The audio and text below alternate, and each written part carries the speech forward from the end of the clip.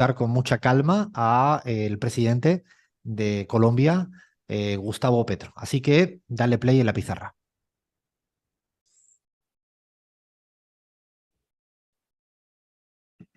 Cuando tú me digas, Gustavo, arranco, después te lo corto. Bueno, estamos listos. Listos. Estamos muy felices por tener en nuestra travesura radial, llamada La Pizarra, al presidente de Colombia, Gustavo Francisco Petro Urrego. Bienvenido, Gustavo, a este espacio. ¿Cómo estás, Alfredo? ¿Qué tal? Saludo muy especial a todas las personas que nos van a ver en este momento.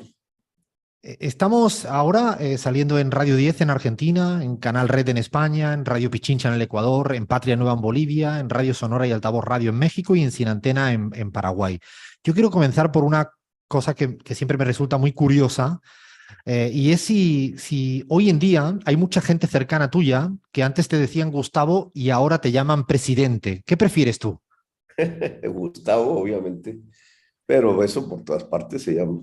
Ahora dicen presidente. Ah, Pero me gusta, incluso la gente popularmente en campañas y la calle me dicen es Petro. Petro es el nombre real como me conocen. Gustavo es más de la familia. ¿alguien te llama Francisco o ese nombre quedó ahí? No, ese que nombre quedó en el pasado. Imagino que han cambiado muchas cosas en estos 8 meses ya que llevas como presidente. ¿Qué es lo que más ha cambiado en tu vida cotidiana, Gustavo? La falta de libertad, indudablemente, realmente no es uno el que dirige su propia vida, sino que las circunstancias, los acontecimientos, fundamentalmente la agenda. Usted sabe, los europeos, por ejemplo, son gente que se acostumbran casi de por vida a la agenda. Yo realmente he sido muy alérgico a eso, pero en la presidencia es te quitan, te ponen, te llevan, te traen. Y va quedando con la sensación de que hay una falta de libertad. ¿Duermes más o menos que antes? Duermo mucho menos. Lo que sí he logrado mantener es el ejercicio, que es fundamental, sobre todo para el estrés. Y mantengo, digamos, mi buena condición física. Y la lectura, que en los aviones siempre me deja el tiempo para leerme algún libro, no tan rápido como antes, pero ahí voy. ¿Te sueles acordar de lo que sueñas cuando estás dormido o nada de nada? No, no, no, muy poco, a veces, pero en general no recuerdo mis sueños. ¿Ni de pequeño, Gustavo? No, recordaba más cuando era un niño.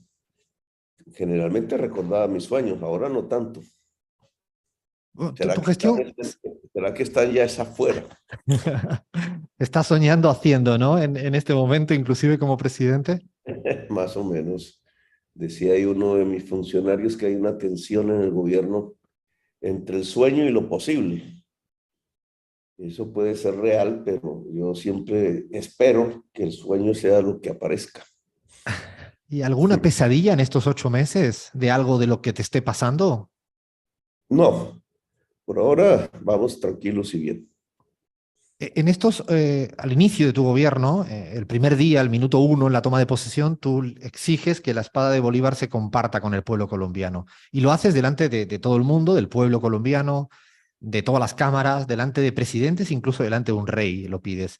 ¿Lo hiciste, Gustavo, para demostrar autoridad desde el principio, más allá de lo que tú tenías como planteamiento simbólico, histórico? Yo no esperaba la reacción del expresidente Duque de impedirlo, porque se había cuadrado previamente el acto en que le iba a entregar la espada, digamos, la iba a dejar circular. Fue una terquedad de Duque lo que produjo el hecho. Se le ocurrió no entregarla. La espada tiene una historia, como casi todas las espadas famosas. En alguna oportunidad Bolívar dijo que jamás envainaría la espada hasta que hubiera justicia. Eso en un país como Colombia, en el contexto latinoamericano, es que no debió haberse envainado nunca, porque todavía está por construirse. Y a partir de ese hecho, la espada reposaba envainada en un museo, digamos, no muy visitado, la casa que había sido de él, donde había vivido, y en una acción de un movimiento guerrillero que comenzaba a construirse, era su primera acción, el movimiento 19 de abril, que reivindicaba el pensamiento de Bolívar de manera muy precursora. En ese entonces, 1974, pues la izquierda era fundamentalmente marxista y desde ahí pensaba que todas estas luchas por la independencia eran luchas burguesas y descalificaba un tanto ese periodo de la historia. Y el M-19 decidió tener otro tipo de acción ideológica, de formas de comunicación muy interesantes, para mi opinión. Yo era un niño de 14 años y fueron muy interesantes para la sociedad colombiana. De hecho, quizás es el único movimiento insurgente que ha gozado realmente de popularidad en el país. Y hizo su primera acción, que fue precisamente recuperar la espada para el pueblo, así lo dijo en su comunicado, y no envainarla. Y la mantuvo en su poder, en toda la clandestinidad. Y eso se convirtió en una especie de símbolo, de mito. Yo ingresé a ese movimiento y estuve ahí durante toda su existencia, hasta que dejó las armas y tras el asesinato de su comandante, que era Carlos Pizarro, pues logró acordar una asamblea constituyente, una de las primeras en este periodo que llamamos la primavera de América Latina, fue en 1990-91. Dejó de ser, por tanto, un movimiento insurgente, se fue a elecciones y las ganó, que también fue un hecho precursor después de Salvador Allende. Algunos alcaldes ya habían ganado en ciertas ciudades de América Latina elecciones, siendo de izquierda. Y este movimiento ganó las elecciones de constituyente y hizo la nueva constitución. En el entretanto, devolvió la espada, que volvió a estar guardada. Y por alguna razón coincidente, pasados los años, Duque decidió ponerla en el palacio donde viven los presidentes y se gobierna. Y cuando yo fui a visitarlo protocolariamente después de que gané las elecciones, me mostró la espada y entonces ahí surgió la idea y que para mí era muy emocionante, porque esa espada para nosotros representa muchísimo. Y después de verla, le dije a los organizadores del evento que me gustaría tenerla frente al pueblo, en el palacio, no en el palacio, en la plaza de Bolívar. Y Duque aceptó en los protocolos que se hicieron y entonces de pronto se le ocurrió que no, ya en medio del acto. Yo dije, no, pues apenas sea presidente, me ponga la banda, yo doy la orden. Y eso aconteció, digamos. La espada llegó, le metió más emoción de la que hubiera tenido. Y sigue siendo allá, está expuesta para la población. Sigue siendo hoy la espada un rito, un mito, un símbolo propiamente, un símbolo que ahora tiene toda la historia del M-19 consigo. La clandestinidad, la persecución, la lucha armada contemporánea, la transformación democrática, que espero sea mucho más profunda en Colombia, la transformación de América Latina. Es una espada con símbolo, digamos, con mucha carga histórica, la espada de Bolívar.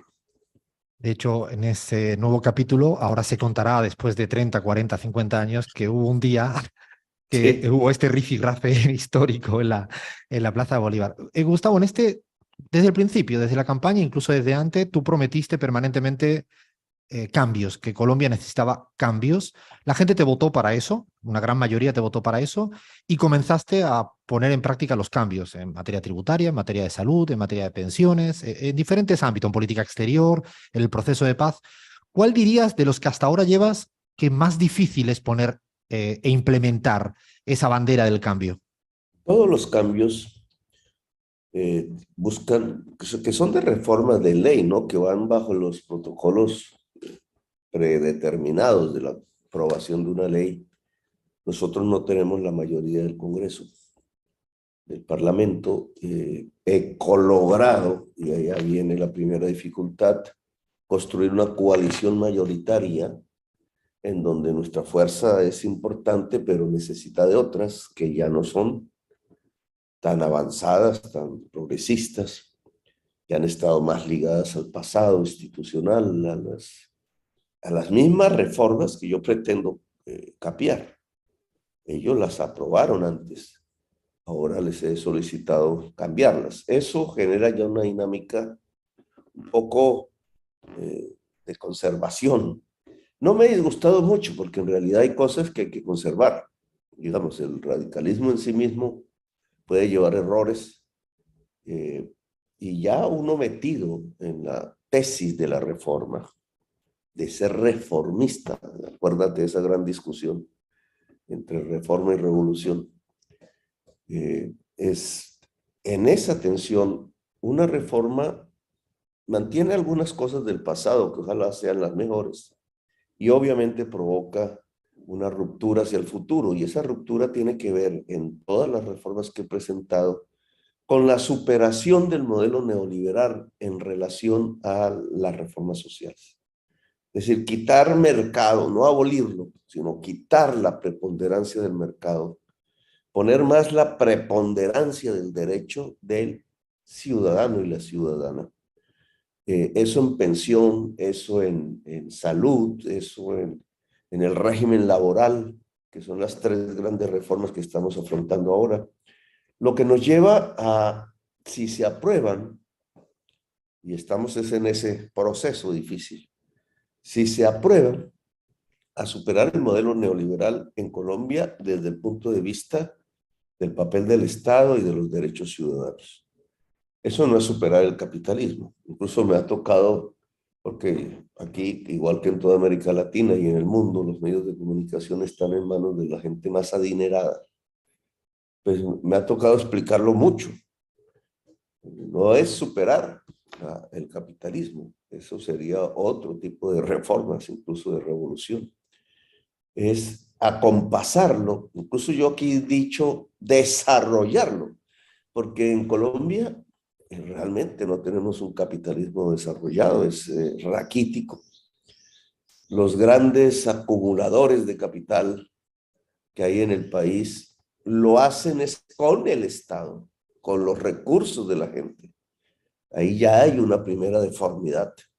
Sin el Estado no serían ricos. Y eso ha hecho que pongan el Estado a su servicio y lo vuelvan muy antidemocrático. Le quiten el poder a la gente, la excluyan, y el régimen que sale de ahí es un régimen de profunda desigualdad social y de un raquitismo capitalista enorme, incluso permitiendo que relaciones de producción premodernas aún tengan muchísima preponderancia, como lo que ocurre con la tierra, que es otra reforma en curso. Es una tierra en manos de prácticamente el feudalismo. Tenemos unas 20 millones de hectáreas fértiles que lo poseen 2.000, 3.000 personas y no tienen actividad productiva sobre esa tierra. Casi que es una irracionalidad total que no se vería en un país capitalista desarrollado.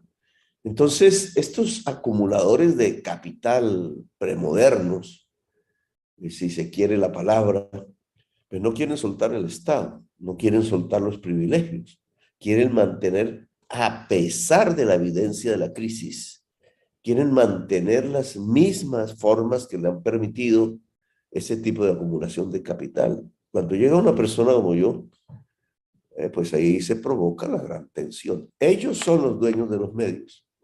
Entonces tengo casi que unánimemente una campaña diaria contra mí. Y sin embargo, el pueblo ha mantenido una mayoría conmigo. Aún le falta movilizarse más. Yo sí creo que esas reformas van a tener grandes problemas para construirse en la realidad si el pueblo no se moviliza.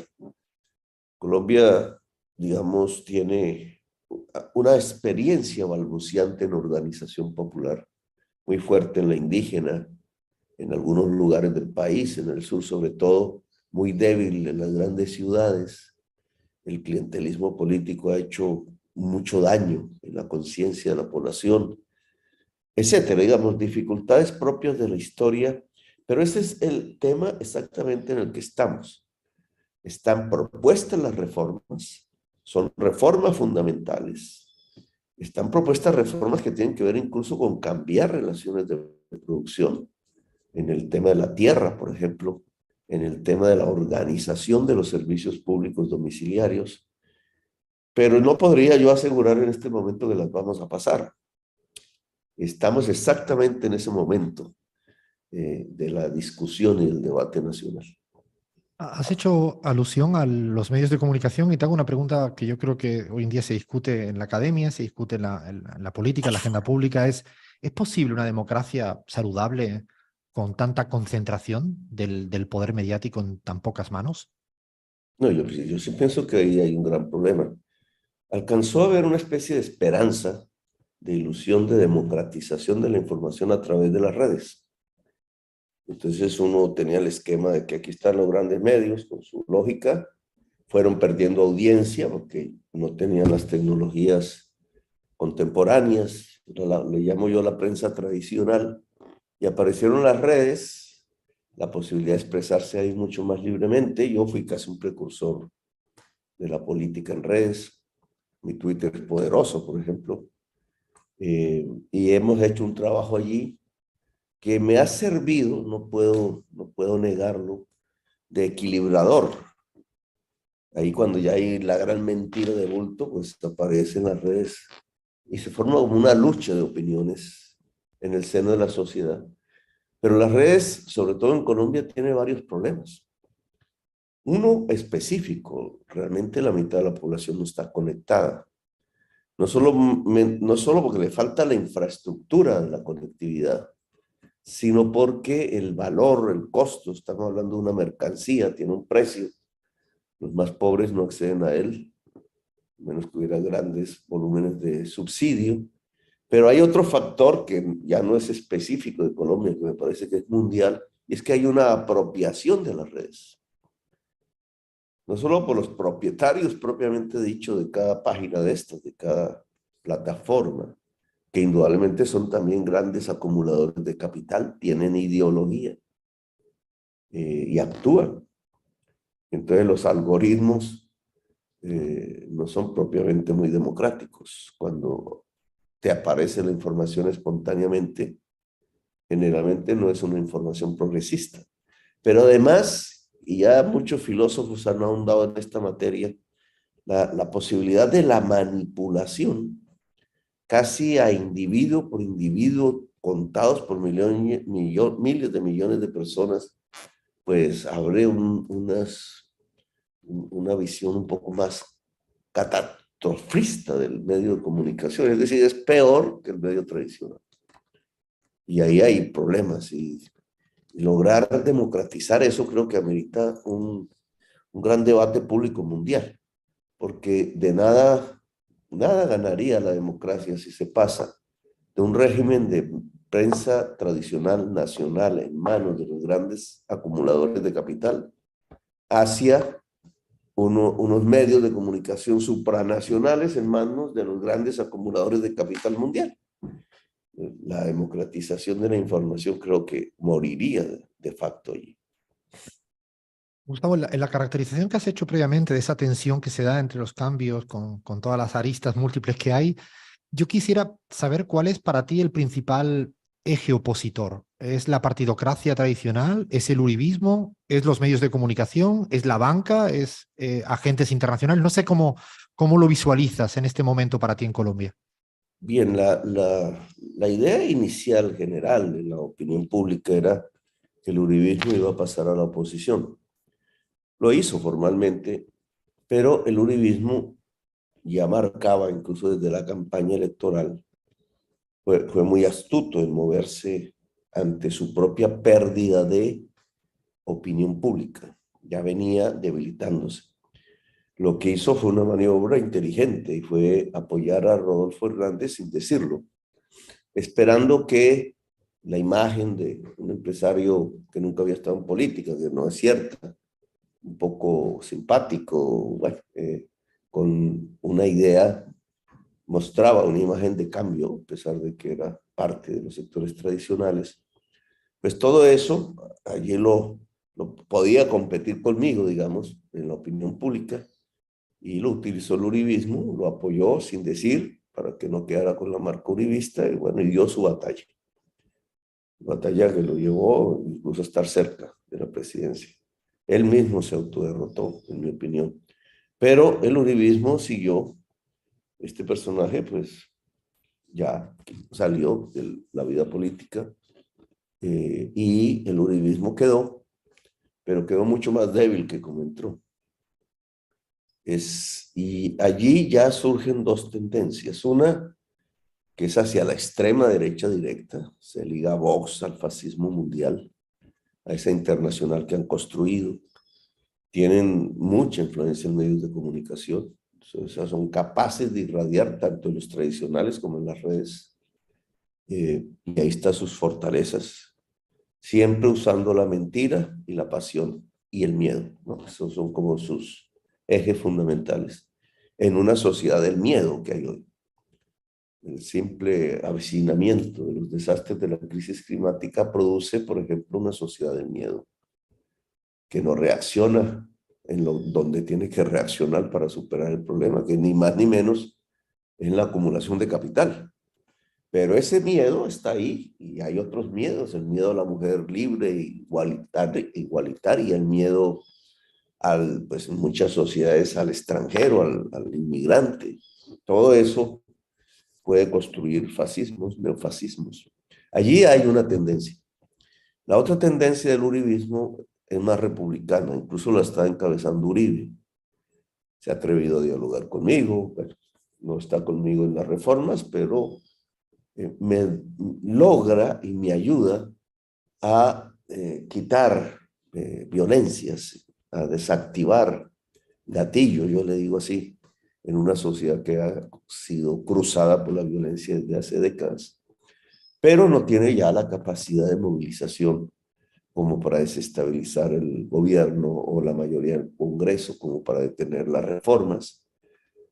Hay un espacio medio, gris, clases medias, políticamente algunos voceros, que empiezan a ver cómo se construye una alternativa que ellos llaman de centro a lo que es un gobierno que llaman de izquierdas, tratando de llevarlo hacia el fracaso económico y hacia el fracaso social. Es sobre la base del fracaso del gobierno que se montaría una alternativa nuevamente neoliberal, ya no uribista, ya eso pasaría hacia adelante con líderes que pueden crecer ahí. Todo depende, por tanto, del fracaso o éxito del gobierno. Y aquí, pues, ahí es donde se está, digamos, construyendo. Yo creo que eso sí es en toda América Latina. Si un proyecto progresista, democrático, puede demostrar mayor capacidad en solucionar los problemas que el viejo neoliberalismo.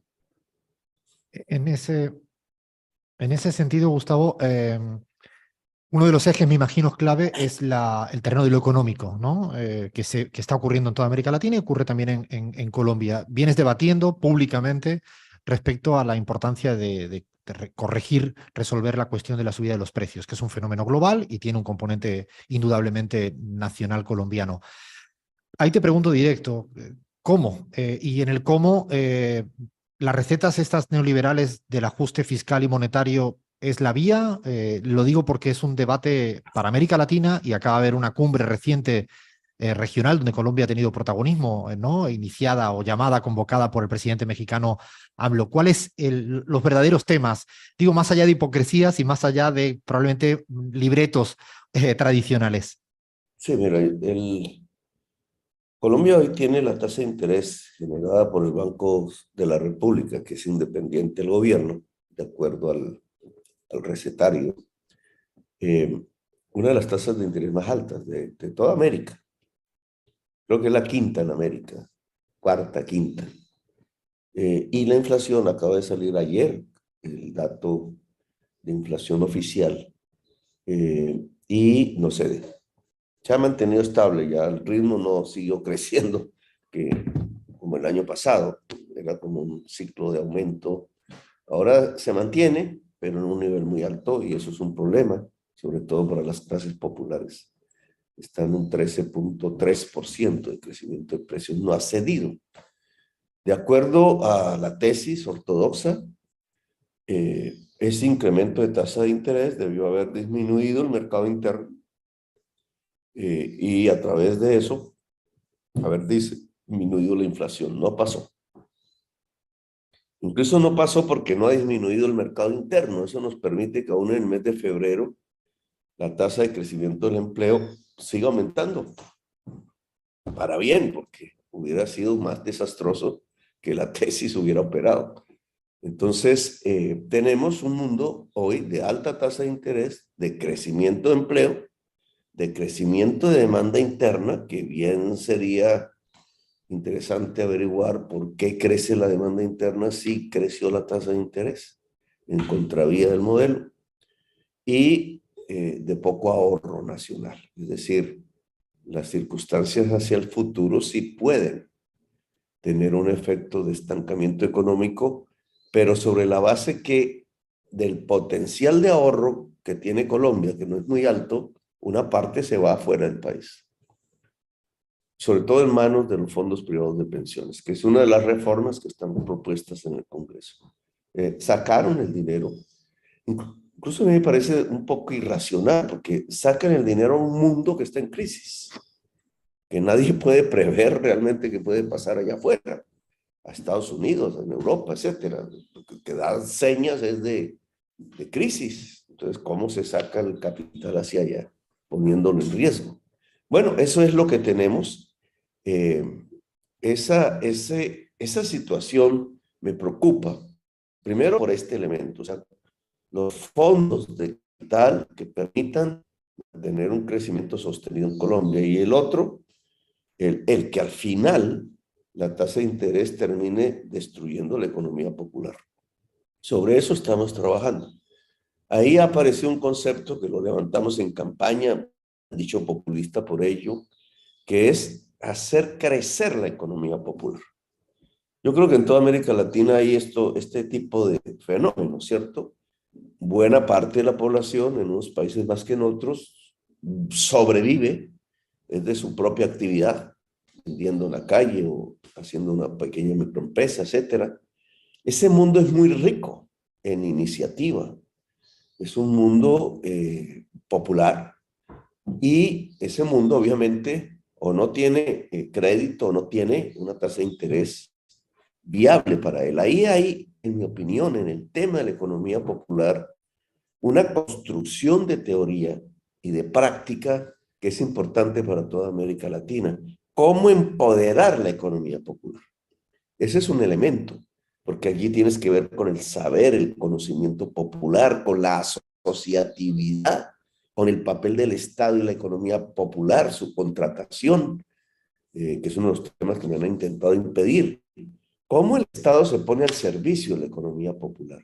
La tasa de interés indudablemente es importante.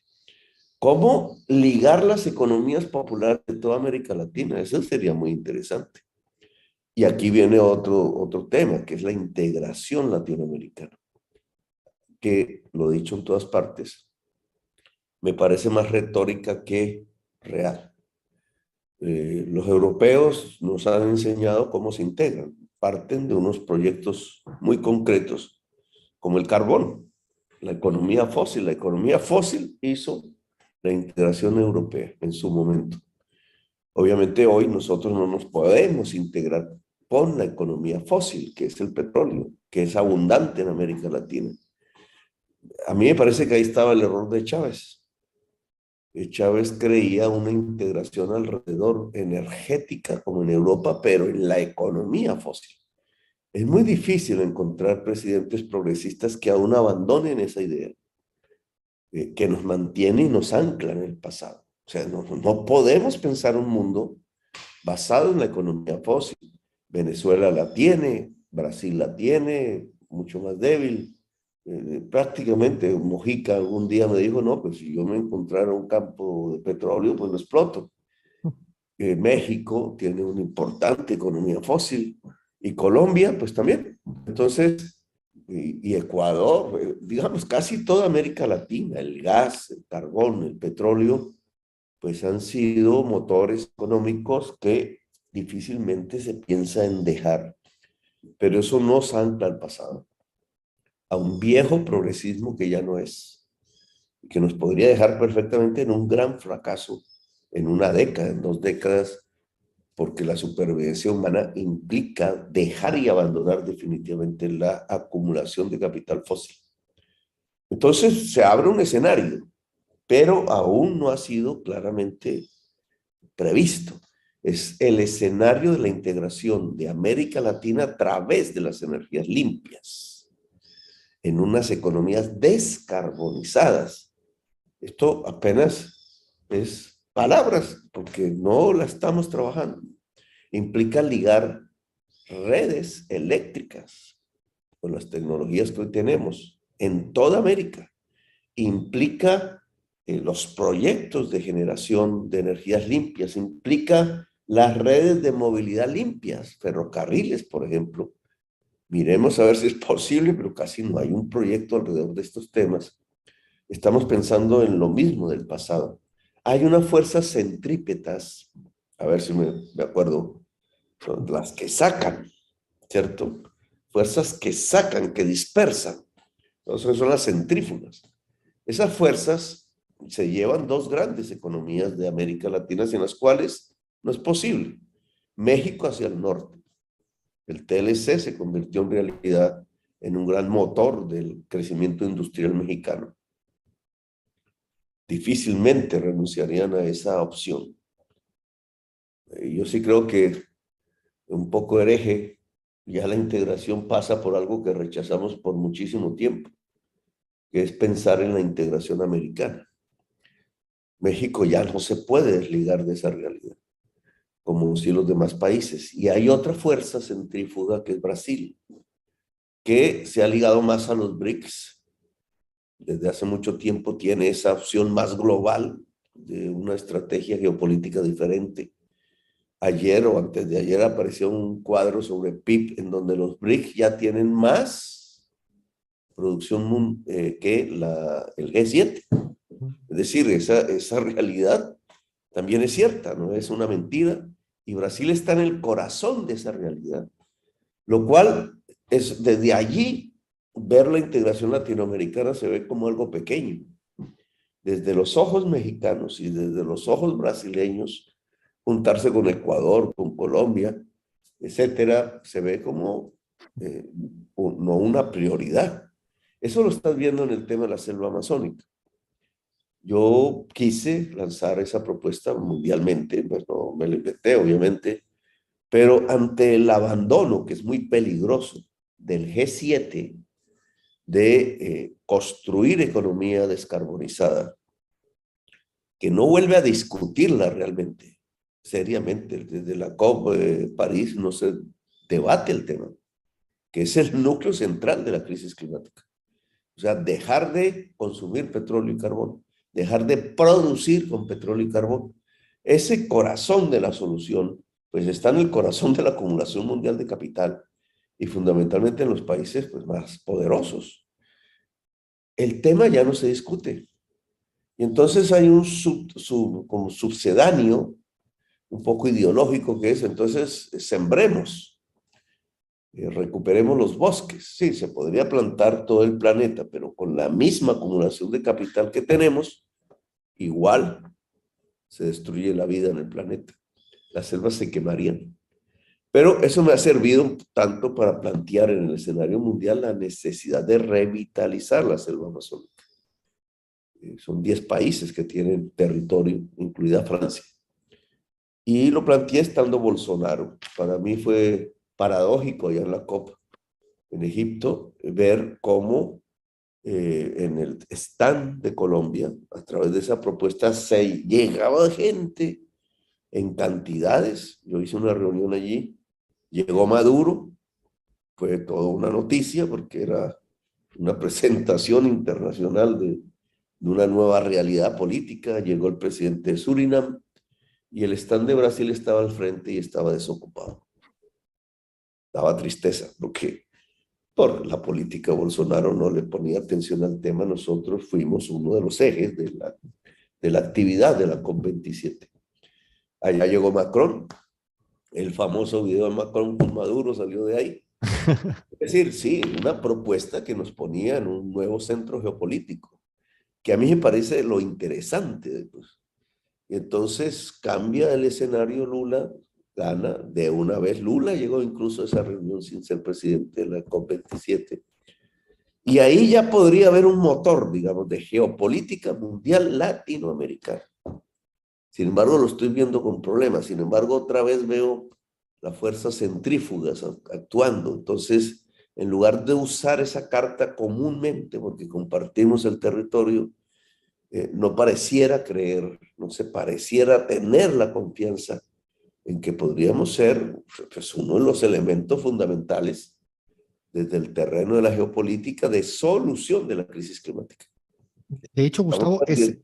ese discurso que diste en Naciones Unidas, apelando a eso, inclusive también el tema de las drogas, creo que te atreviste a hablar de la palabra, creo que dijiste hipocresía por parte de organismos multilaterales, de que se necesita más eficiencia. También se lo dijiste mirando casi de frente al gobierno de los Estados Unidos.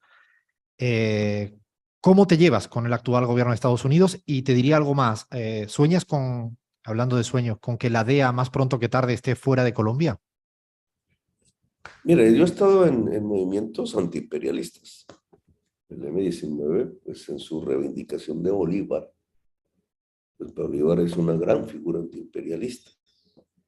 Antiimperialismo significa no permitir que el poder del mundo sea de un imperio, que hay muchos, ¿no? En la historia, no solamente el que se construyó en los Estados Unidos. A veces, por ejemplo, siento temores cuando la izquierda decide no separarse de Estados Unidos y entregarse o al proyecto europeo o al proyecto chino en crecimiento, cuando estos también tienen ínfulas de imperio. El tema ruso, por ejemplo, me parece que es importante porque uno no puede medir a Rusia hoy por su pasado, ni el imperial ni el revolucionario. La Rusia de hoy es otra Rusia. Tiene relaciones de producción capitalistas, gracias, man. Tiene, bueno, los problemas de todo país capitalista. Y, ¿cuál es mejor, Estados Unidos o Rusia? Entonces, a mí me parece que ese debate no es. Y que entonces simplemente porque no somos pro-norteamericanos, somos pro-rusos. Eso es una trampa, porque en ninguna de las dos visiones hay la superación del problema de la humanidad. Entonces, a China habría que mirarla con más cuidado, yo creo, porque la desconocemos mucho desde América Latina. Alguna vez fuimos maoístas, pero hace mucho tiempo. E indudablemente la China de hoy, pues es muy diferente, tiene un gran dominio de infraestructuras mundiales que la pueden convertir en un imperio. Entonces, el tema antiimperialista yo creo que tengo que mirarla desde otra forma. Es cómo crece más el poder latinoamericano. No es un anti, es un más pro. Cómo nosotros somos más poderosos. Porque al final, si no logramos tener más poder latinoamericano, pues de cualquier lugar del mundo surgirán los imperios. No es cómo nos volvemos un imperio, sino cómo tenemos más poder de tal manera que no nos dominen los imperios. Y esos imperios están en varias partes del mundo. Entonces, por ejemplo, el tema mirado desde la perspectiva de la crisis climática, que es como he propuesto se miren todos los problemas, un prisma. Miremos ahí, a través de eso, ¿qué sale? ¿Cómo es? Claro, el tema selva amazónica nos da un poder que hay que hacer brillar, que hay que hacer sentir sobre la base de las soluciones de la crisis climática. La potencialidad con las tecnologías actuales descubiertas nos da otro poder, el de las energías limpias. Es que ese desierto del norte de México, el desierto del norte de Chile y otras zonas en Colombia y también en Venezuela hay un gran potencial de generación de energía solar. En Brasil, más el agua, más los vientos. Eh, Hasta el día de hoy, la región con más potencial para generar energía limpia es América del Sur, América en general latina.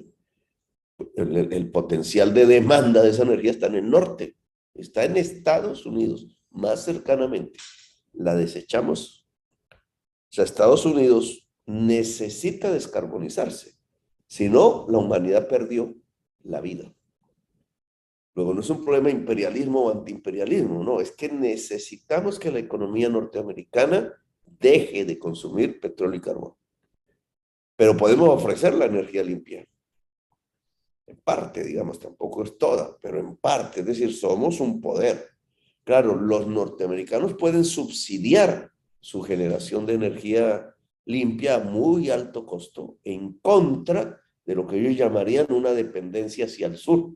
Mira esta paradoja. Pero podemos hacer un acuerdo, ¿cierto?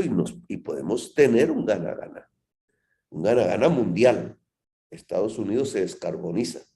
Una ganancia local. Estados Unidos sigue económicamente hablando en el mundo. Nosotros ganamos un poder, somos los generadores de la energía limpia de buena parte de la economía mundial. Ahora, ¿cómo no se reproduce allí lo mismo que con el carbón y el petróleo? Que vendemos la materia prima y no nos industrializamos. Este debería ser el tema de latinoamericano.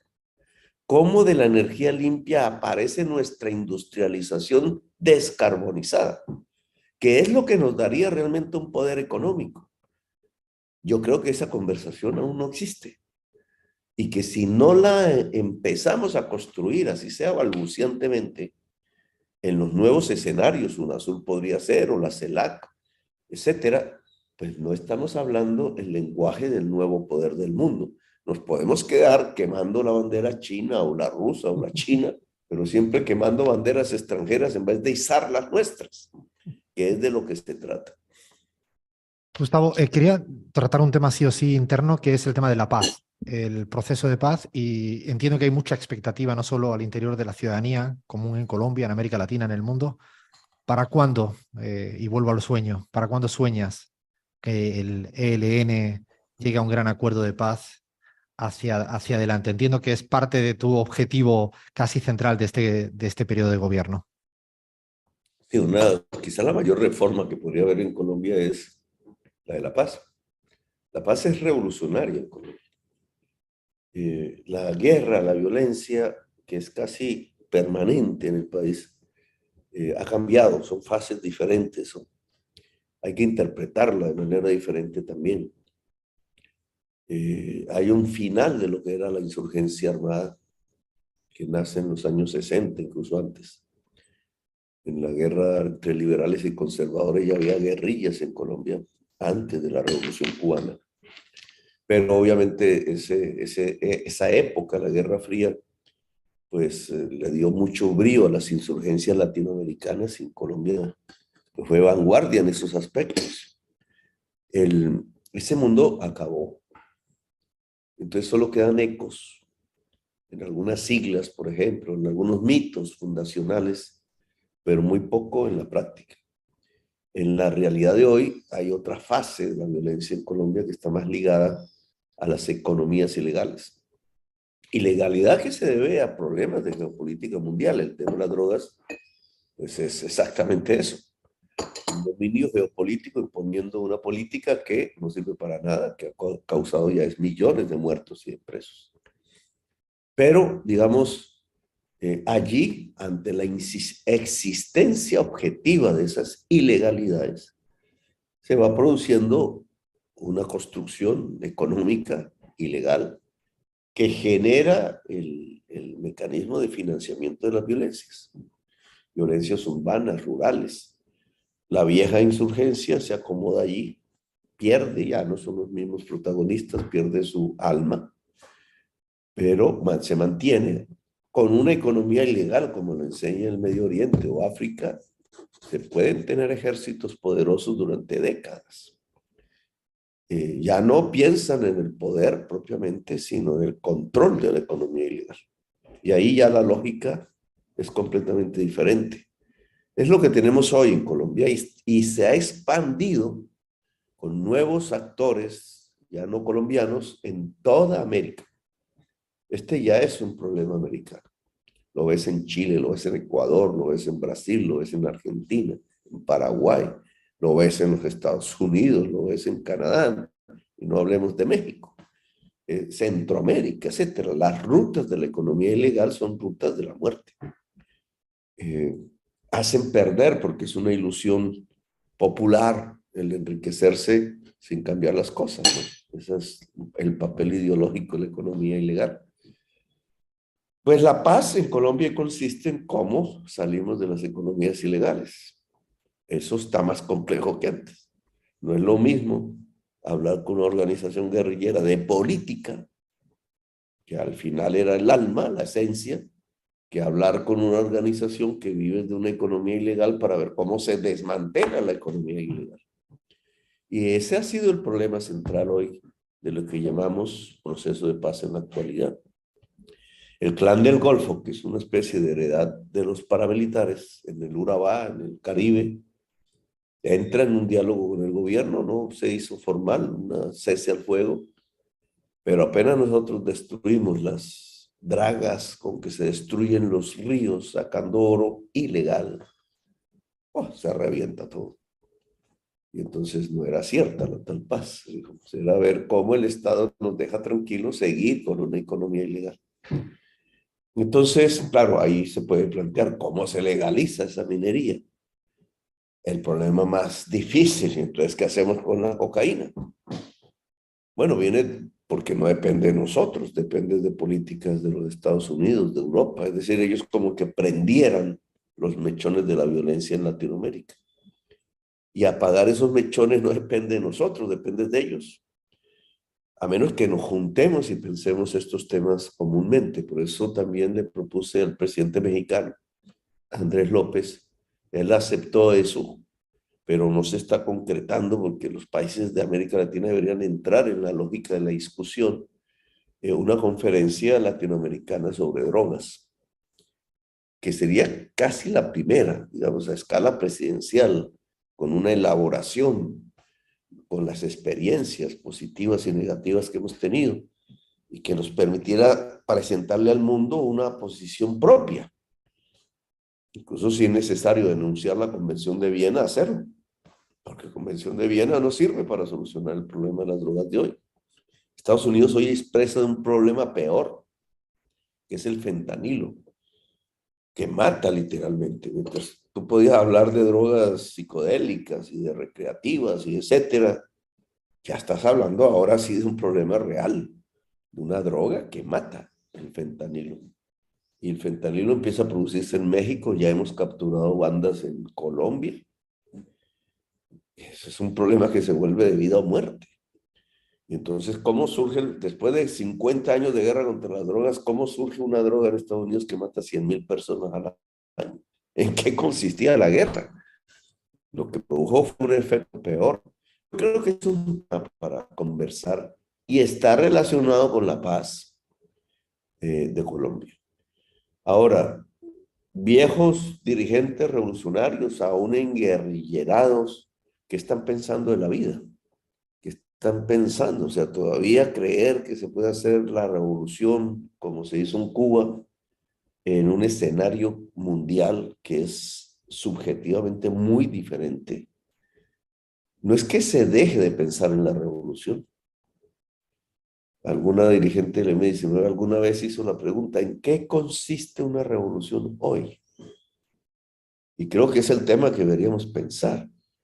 Si tú lees el filósofo coreano-alemán famoso, siempre se me olvida el nombre porque es difícil para nosotros, Sí.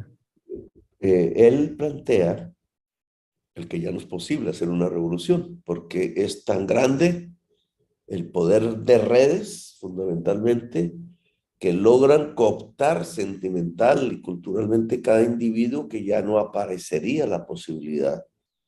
El poder suave que él llama logra tal cooptación que entonces ya no hay una lucha contra el poder posible, porque antes se daban porque había un poder duro.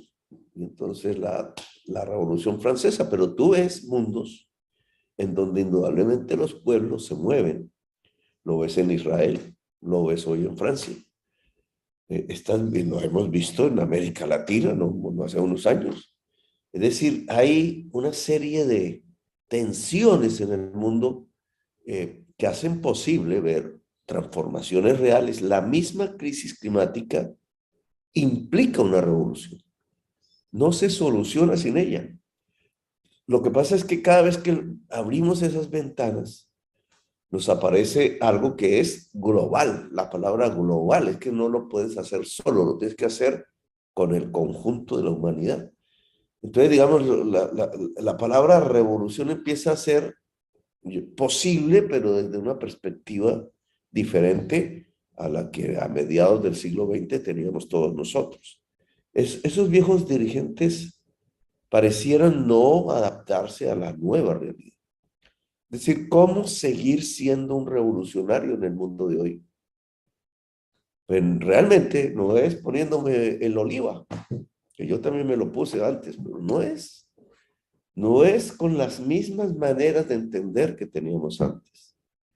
Es con unas nuevas maneras de captar el mundo. Eso incluso es lo más marxista que hay. Marx nunca pensó, incluso él se abstuvo de diseñar lo que él creería sería el poscapitalismo.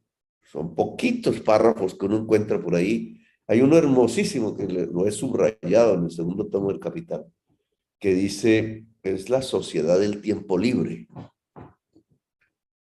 Y entonces, claro, yo nunca lo vi en las guerrillas planteándose eso, pero una sociedad del tiempo libre es una lucha por quién se beneficia de la productividad.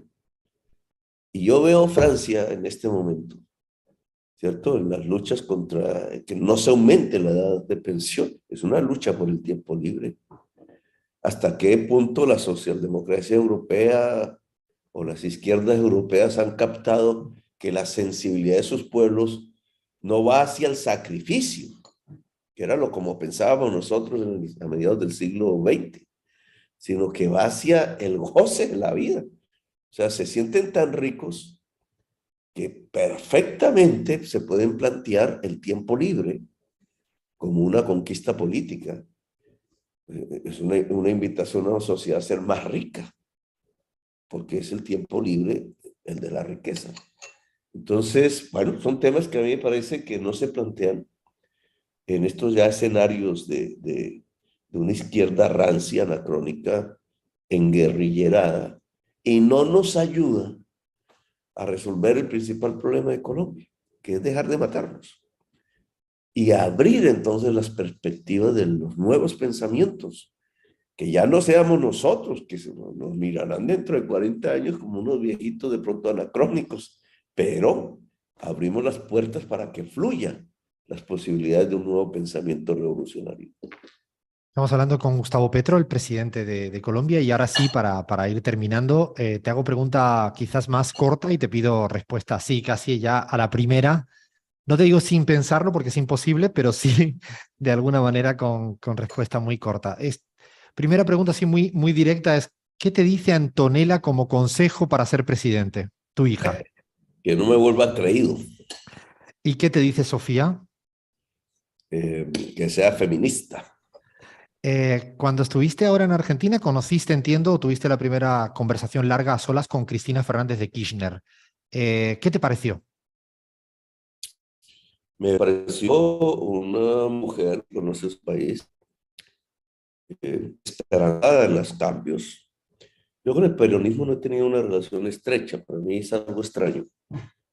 Eso solo lo conocen los argentinos en realidad. Yo después de Es no sé una, cuántos años sigo sin entender nada, Gustavo, por si te quedas más tranquilo. sí, es una especificidad argentina, no es... Y claro, nosotros pues, Yo he leído de cosas, pero el tema no es muy... Cuando llegué allá, entonces dije, bueno, aquí estoy viendo el peronismo. Eh, Hablé con ella, veo en ella una opción digamos, de real transformación de la circunstancia latinoamericana. Argentina indudablemente tiene problemas. Eh, lo vi entrando a una librería, no encontraba los libros. El, no sé qué falla exactamente, hay algo que falla del mismo proyecto. No, no se le puede echar la culpa siempre a lo extranjero. Ese es un gran error latinoamericano, en mi opinión. Tiene que ver más con quemar banderas que con izar las propias. Pero hay algo que falla allí. ¿Cómo un país con centenares de millones de hectáreas fértiles puede empobrecerse? Esto no es de ahora, esto es casi toda la historia argentina desde que empezó, desde que era uno de los países más ricos del mundo. ¿Qué es lo que pasa allí que impide una acumulación, digamos, que permita el desarrollo del país, volviéndolo casi una potencia mundial? Ahí yo creo que falta más, no sé, no puedo porque yo no soy argentino, no puedo asomarme, digamos así, fácilmente al proceso, pero sí siento un vacío y siento una ilusión, un anhelo. O sea, en ese peronismo que hoy gobierna hay un real anhelo de transformación de las cosas. Pero no sé si en ese mismo peronismo que hoy gobierna están las anclas que impiden precisamente desatar ese tipo de transformaciones dentro de la sociedad argentina que las quiere. No podemos hablar que en general la sociedad argentina sea una sociedad que quiera ir al fascismo, a la dictadura, al contrario, es una sociedad muy democrática, no resiste, digamos, las tentativas autoritarias y dictatoriales y fascistas. Pero ese futuro tiene que ser mejor diseñado para la Argentina, en mi opinión. Yo no sé, yo vi a Fernández, presidente, hablando, lo he visto hablando de la CELAC, presidieron de hecho la CELAC hasta hace poco, o sea, pensando el tema de la integración con seriedad. Lo he visto en el tema de energías limpias y otra vez mirar los problemas a través del prisma de la crisis climática me parece fundamental. Cómo pensar la Argentina desde esa perspectiva. Y yo creo que sí se puede pensar la Argentina desde esa perspectiva, igual que uno puede pensar en una Colombia desde esa perspectiva. Es una tarea del neoperonismo, de las izquierdas de allí. Las izquierdas son también un tanto tradicionales. ¿Cómo pensar la Argentina en tiempos de la crisis climática? Una Argentina llena de agua y una Argentina con capacidad de generación de energías limpias de los más del mundo. Compite con nosotros, compite con Chile también, pero es de los más del mundo en la posibilidad de generar energías limpias. Yo creo que ahí se puede construir un proyecto muchísimo más profundamente transformador que el que hay. Si te pudieras tener la capacidad de tomarte un cafecito o un tintico, como dicen allá, con alguien, un líder histórico o lideresa histórica, ¿con quién lo harías? No, yo he mantenido conversaciones pues, protocolarias con Fernández, el presidente, obviamente, muy amistoso, muy hermanable. Siempre coincidimos en temas. Eh, y con Cristina la vi solo una vez, ahora que fui a Buenos Aires, que no la conocía, pero la vi, digamos, con la potencialidad de desarrollar un liderazgo que sería importante para América Latina. Ahora, a nosotros nos toca conocer más el peronismo y al peronismo le toca conocernos a nosotros mucho más profundamente. Para terminar, dime una palabra solo por cada palabra que te diga. Donald Trump, Loco, Joe Biden, no te la digo, pero podría ser transformador, Francia Márquez, posible Partido Liberal en Colombia, rehacerse, Bukele, Aprendiz de Trump. García Márquez. Universal. Andrés Manuel López Obrador, presidente mexicano. Genial. La periodista Vicky Dávila. Me reservo la palabra. Y una palabra para decir Colombia. ¿Qué le dirías? El país de la belleza. Belleza. Bueno, Gustavo Petro, presidente de Colombia, mil gracias por estar aquí con toda la banda de esta travesura radial llamada En la Pizarra. Un fuerte abrazo y nada, nos veremos en otra. Bueno, gracias, Alfredo, muy amable. Gracias.